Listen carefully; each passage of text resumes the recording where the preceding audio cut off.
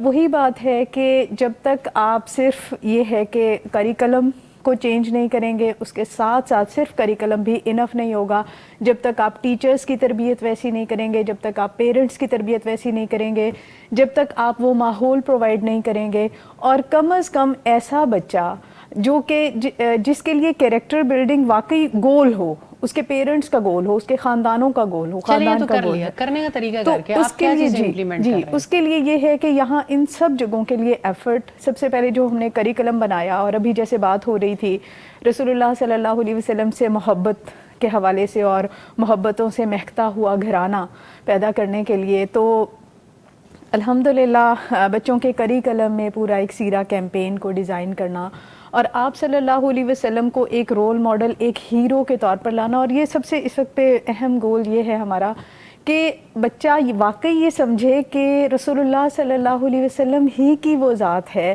جو میرا ہیرو ہونا چاہیے. اور اس کے لیے ایک ایفرٹ ہوتی ہے، ابھی میں ایک وہ بتاؤں گی، ہمارے چلڈرن آف ہیون کا الحمدللہ پبلکلی بھی ہوتا ہے وہ پروگرام، یعنی کوئی بھی پبلک میں سے اپنے بچوں کو ویکلی کلاسز ہم اس کی دیتے ہیں، اور ہمارے اسکول کے کریکلم میں تربیہ کریکلم کے طور پر الحمدللہ یہ ایڈڈ ہے. تو ایک بچہ کہتا کہ میں نے فیصلہ کر لیا ہے، تو اس سے پوچھا کہ کیا فیصلہ کیا آپ نے؟ وہ ٹیبلوز کر رہے تھے، محمد از مائی گائیڈ، محمد از مائی ہیرو. تو اس کے بعد وہ اس کے پیرنٹس بھی آئے ہوئے تھے، تو بچہ کہتا ہے بس میں نے فیصلہ کر لیا ہے. تو اس سے پوچھا کیا فیصلہ کیا آپ نے؟ تو کہتا میں نے محمد صلی اللہ علیہ وسلم کو اپنا ہیرو بنا لیا ہے. الحمدللہ. تو ایک ایفرٹ ہے، خوشی ہوتی ہے، اور اس کے لیے بہرحال ہر طرح سے کوشش کرنے کی ضرورت ہے. پیرنٹس کے لیے ہم یہ کوشش کرتے ہیں کہ صرف بچے کو سکھا کر ہم کامیاب نہیں ہو سکتے جب تک کہ اس کی ماں کو نہیں سکھائیں گے. تو ماؤں کے لیے بھی الحمدللہ مدرس کلاسز کمپلسری ہوتی ہیں. پھر یہ اس کا رزلٹ کیا آتا ہے اگر آپ بچے کو بھی سکھا رہے ہیں اور ماں کو بھی سکھا رہے ہیں؟ کوئی ایسی مثال ہمیں بتا سکیں کہ اس کا ہمارے سب دل کو سے بھی تسلی ہو. جی جزاک اللہ. اس کا سب سے بڑا فائدہ یہ ہوتا ہے فائدہ کہ جس گھر کا ماحول کے اندر چینج آتا ہے. میں مثال دوں گی آپ کو کہ ہماری ایک مدرس کلاس اور جو ہمارا ڈپلومہ ان اسلامک ایجوکیشن ہوتا ہے، تو اس کی ایک ڈائری ہے، لائف سٹائل مینجمنٹ ڈائری. اس میں ڈیلی کی چیک لسٹ ہوتی ہے کیریکٹر بلڈنگ کے حوالے سے کہ آج آپ نے اپنی مائنڈ، باڈی اینڈ سول کے پوائنٹس اس پر لکھے ہوئے ہیں کہ اپنی چیک لسٹ ہے. آپ نے آج جو ہے اپنی عبادات کے بارے میں، اللہ تعالیٰ سے تعلق کے حوالے سے، لوگوں سے ریلیشن شپ کے حوالے سے کیا کیا وہ کی. اس میں ایک کوشچن یہ بھی ہے کہ آج کہیں گاسپس کر کے اپنے اعمال نامے کو خراب تو نہیں کر لیا. یا آپ ڈیلی پوچھتے ہیں؟ جی ڈیلی، وہ سب نے اپنی سیلف رسپانسبلٹی پر فل کرنی ہوتی ہے. تو ایک مدر شیئر کر رہی کہ میں جو ہوں اپنے بیٹے کو ساتھ بٹھاتی ہوں کہ میری آئی سائٹ ویک ہے، تو تم نے یہ فل کرنی ہے، میں بتاتی جاؤں گی.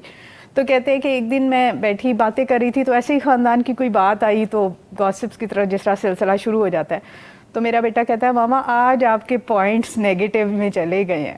اچھا ماشاء اللہ. تو یہ ہے کہ یعنی وہ اگر بچہ ایجوکیٹ ہو رہا ہے تو اس کو تو پھر یہ ہے کہ وہ گھر کے اندر بھی ایک ماحول کو روکنے والا سلسلہ ہوتا ہے. اور پھر بچوں کے لیے یہ گاسپس کو روکنے کے لیے ہماری ویڈیوز ایسی جس میں واقعی وہ جو نبی صلی اللہ علیہ وسلم نے بتایا، اللہ تعالیٰ نے گائیڈ کیا کہ مردہ بھائی کا گوشت کھانا ہے، تو اس کو پکچرائز کر کے ایسی ویڈیوز دکھائی جاتی ہیں بچوں کو کہ واقعی آپ اصل میں وہ جو اس وقت آپ کے سامنے نہیں ہے، آپ نے اس کی عزت کو اپنے لیے حلال کر لیا، تو وہ بالکل ایسے ہے جیسے وہ مردہ ہے، وہ اپنے لیے کچھ نہیں کر سکتا، اور آپ اس کو نوچ نوچ کر کھا رہے ہیں. اور ہمیں جو نبی صلی اللہ علیہ وسلم نے طریقہ کار بتایا ہے وہ یہ کہ آپ نے عزت کا دفاع کرنا ہے اس موقع پر. یا تو آپ اس کا عزت کا دفاع کریں، اگر نہیں کر سکتے تو اٹھ جائیں، اس کا حصہ نہ بنیں. اگر آپ بیٹھ کر سنیں گے بھی تو بھی آپ اسی کا حصہ ہیں. تو مجھے یاد ہے کہ جب ہم نے اس کو سیکھا تھا ڈپلومہ ان اسلامک ایجوکیشن میں، تو ہماری ٹیچر نے کہا کہ آپ نے طے کر لینا ہے کہ کبھی گاسپس گھر میں ہو بھی رہی ہوں تو آپ نے اس کا حصہ نہیں بننا، یا دفاع کریں یا اٹھ جائیں. تو میں کیونکہ گھر میں سب سے چھوٹی ہوں تو چھوٹا بچہ بڑوں کو کچھ کہہ نہیں سکتا، تو میں نارملی یہ کہتی تھی کہ چلے میں چائے بنا کر لے آتی ہوں. امی بہنیں آپس میں بیٹھی بات کر رہی ہیں اور کوئی ایسی بات نکل آئی ہے جو کہ مطلب اس نیگیٹو چیز کی طرف جا رہی ہے، تو میں کوئی بہانہ کر کے اٹھ جاتی تھی. تو میری سسٹر نے بعد میں قرآن الحمدللہ انہوں نے پڑھا، تو وہ شیئر کرتی ہیں کہ اتنی اپنے آپ سے گھن آتی تھی جب تم اٹھ کے چلی جاتی تھی کہ مطلب ہم اتنا گندا عمل کر رہے ہیں کہ کوئی قرآن پڑھنے والا ہمارے درمیان نہیں بیٹھ سکتا پھر.